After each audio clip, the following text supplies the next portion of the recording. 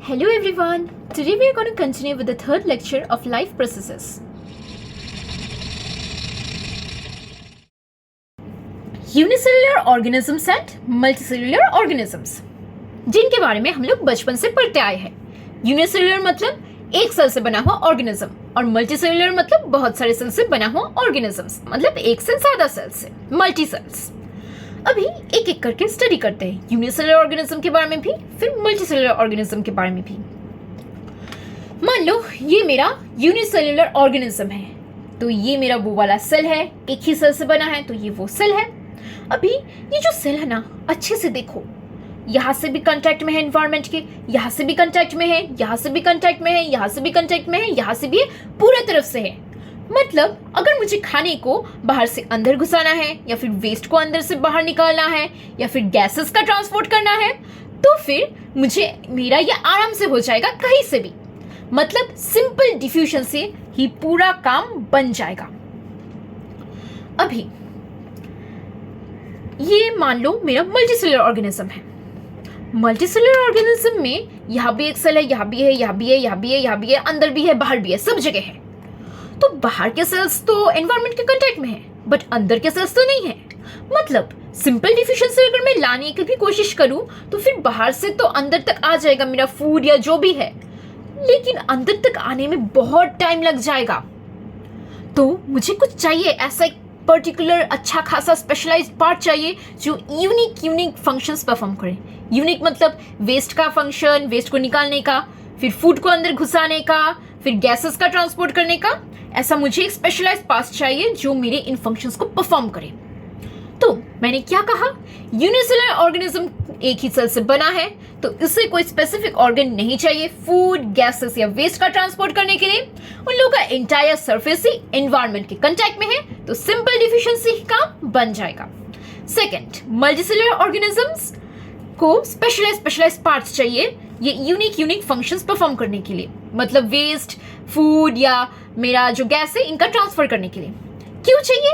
क्योंकि उन लोगों को सारे सेल्स एनवायरनमेंट के कांटेक्ट में नहीं है, सिर्फ कुछ है और बाकी सब तो अंदर है. जैसे कि मेरा ये हाथ, मेरे हाथ के बाहर के सेल्स तो कांटेक्ट में है एनवायरनमेंट के, पर अंदर भी तो सेल्स है ना, वो सब तो कांटेक्ट में नहीं है. मतलब सिंपल डिफ्यूजन से काम नहीं बनने वाला. हमें चाहिए स्पेशलाइज्ड पार्ट्स जो करेंगे ये यूनिक फंक्शंस को परफॉर्म करने वाले हैं. अभी मल्टीसेलुलर ऑर्गेनिजम्स का एक केस हम लोग देखते हैं.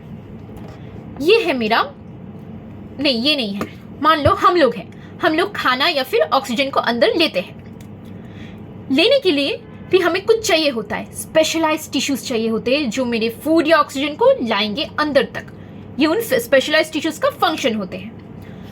अभी उस स्पेशलाइज्ड टिश्यू ने तो फूड या ऑक्सीजन को अंदर तो ले लिया, मतलब अपने पास ले लिया, लेकिन वो फूड या ऑक्सीजन अंदर उस स्पेशलाइज्ड टिश्यू के पास ही रहेगा. उस स्पेशलाइज्ड टिश्यू जिसने लिया है सिर्फ उसके पास रहेगा. उस टिश्यू से मुझे बाकी बॉडी पार्ट्स तक भी तो पहुंचाना है, बाकियों को भी तो चाहिए होता है ऑक्सीजन, फूड एंड ये सब.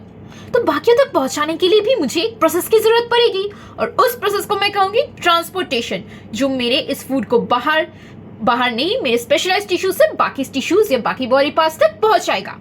तो मैंने क्या कहा, मेरा फूड या ऑक्सीजन को मुझे अंदर लाने के लिए मेरा एक स्पेशलाइज्ड टिश्यू होता है जो लाएगा, लेकिन लाने के बाद सिर्फ अपने पास रख देगा. उसके पास से मुझे बाकी बॉडी पार्ट्स तक पहुंचाने के लिए एक प्रोसेस की जरूरत पड़ती है जिसे मैं कहती हूँ ट्रांसपोर्टेशन. अभी शुरू करते एक और केस, केमिकल रिएक्शंस का केस. केमिकल रिएक्शंस में हमने लास्ट क्लास देखा था ऑक्सीडाइजिंग रिड्यूसिंग रिएक्शंस. वहां पर मुझे ऑक्सीजन की जरूरत पड़ी थी. ऐसे किया था, ऑक्सीडाइजिंग ऑक्सी था तो ऑक्सीजन, वैसे हमने बाय हार्ट किया था, ऑक्सीजन चाहिए होता है. लेकिन केमिकल रिएक्शंस कुछ को कार्बन की भी जरूरत पड़ती है. मतलब मुझे कार्बन एंड ऑक्सीजन की जरूरत पड़ती है केमिकल रिएक्शंस के लिए. लेकिन इन केमिकल रिएक्शंस को कार्बन एंड ऑक्सीजन से वो लोग एनर्जी जनरेट करते हैं, मतलब अच्छा काम करते हैं. लेकिन अच्छा काम करते करते एक बुरा काम भी कर देते हैं. और वो बुरा काम क्या करते हैं, वो लोग एक प्रोडक्ट जनरेट करते हैं जो प्रोडक्ट कुछ नहीं है, कोई भी काम का नहीं है, वो एक सिर्फ वेस्ट है हमारे बॉडी के लिए. और वो वेस्ट ना बॉडी के लिए हार्मफुल भी हो सकता है.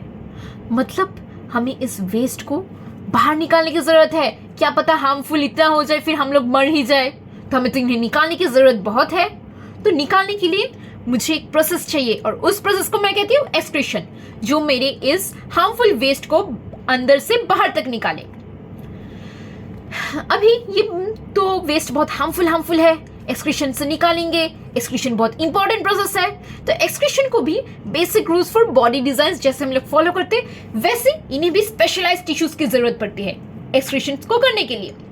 ये अपने आप नहीं हो जाएगा, कुछ अच्छा खासा सिस्टम चाहिए, अच्छा खासा टिश्यूज चाहिए, और उन अच्छे खासे स्पेशलाइज्ड टिश्यूज को मैं कहती हूँ एक्सक्रीटरी टिश्यूज। अभी ये एक्सक्रीटरी टिश्यूज मेरे वेस्ट को निकाल तो देंगे, अच्छे टिश्यूज है मेरे एक्सक्रीटरी टिश्यूज जो निकाल देंगे वेस्ट को, लेकिन इन एक्सक्रीटरी टिश्यूज तक पहुंचाने के लिए भी तो कोई सिस्टम चाहिए। मान लो मेरा ये एक और बॉडी पार्ट है, इसने यहाँ पर कुछ केमिकल रिएक्शन हुआ और कुछ वेस्ट जनरेट हुए। अभी ये वेस्ट को यहाँ से मुझे मेरे एक्सक्रीटरी टिश्यूज तक पहुंचाने की जरूरत है, तभी तो ये एक्सक्रीटरी टिश्यूज मेरे वेस्ट को निकाल देंगे। लेकिन यहाँ से मुझे मेरे एक्सक्रीटरी टिश्यूज तक पहुंचाने के लिए जो सिस्टम चाहिए वो हम सबको पता है, अभी पढ़े हैं, ट्रांसपोर्टेशन से ये सब होगा। तो मैंने क्या कहा एक बार देखते हैं। केमिकल रिएक्शंस, कार्बन और ऑक्सीजन उन्हें चाहिए होता है कि एनर्जी जनरेट करने के लिए, बहुत अच्छे रिएक्शंस है ये, लेकिन ये अच्छे रिएक्शंस एक बुरा काम भी करते हैं, वेस्ट जनरेट करते हैं, और ये वेस्ट को मुझे बॉडी से निकालने की जरूरत है, और निकालने का जो प्रोसेस है वो है मेरा एक्सक्रीशन, जो मेरे रिमूव करेगा बॉडी से। अभी ये एक्सक्रीशन एक्सक्रीटरी टिश्यूज द्वारा होते हैं, और इन एक्सक्रीटरी टिश्यूज तो निकाल देंगे, लेकिन इन एक्सक्रीटरी टिश्यूज तक जो वेस्ट पहुंचाएगा वो भी तो एक सिस्टम चाहिए, और वो सिस्टम है मेरा ट्रांसपोर्टेशन। तो मैंने क्या देखा, ट्रांसपोर्टेशन, एक्सक्रीशन, ये सब लिंक्ड है। जैसे कि मेरा न्यूट्रिशन हमने पढ़ा था, खाने को बाहर से अंदर तक लाना। रेस्पिरेशन हमने पढ़ा था, मेरा जो ऑक्सीजन है उसे बाहर से अंदर तक लाना। ट्रांसपोर्टेशन, मेरे फूड, ऑक्सीजन, गैस या फिर वेस्ट यहां से यहां ट्रांसपोर्ट करने का, और एक्सक्रीशन, वेस्ट को बॉडी से निकाल डालने का। तो क्या क्या देखा, nutrition, respiration, transportation and excretion. लेकिन हम लोगों ने सिर्फ एक प्रकार का ओवरव्यू देखा, छोटा छोटा करके शॉर्ट में पढ़ लिया। अभी हमें इन्हें एक एक करके 1 by 1 डिटेल में पढ़ना पड़ेगा। तो चलो शुरू करते हैं पढ़ना।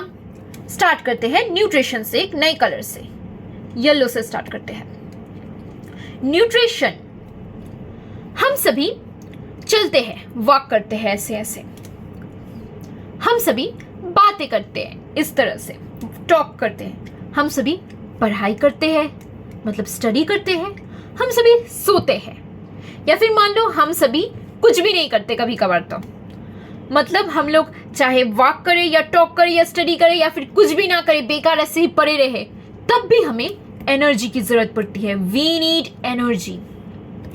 दूसरा ऑल्सो एक और केस है, हम सभी ग्रो होते हैं धीरे धीरे, हम सभी के अंदर डेवलपमेंट होता है बॉडी पार्ट्स का।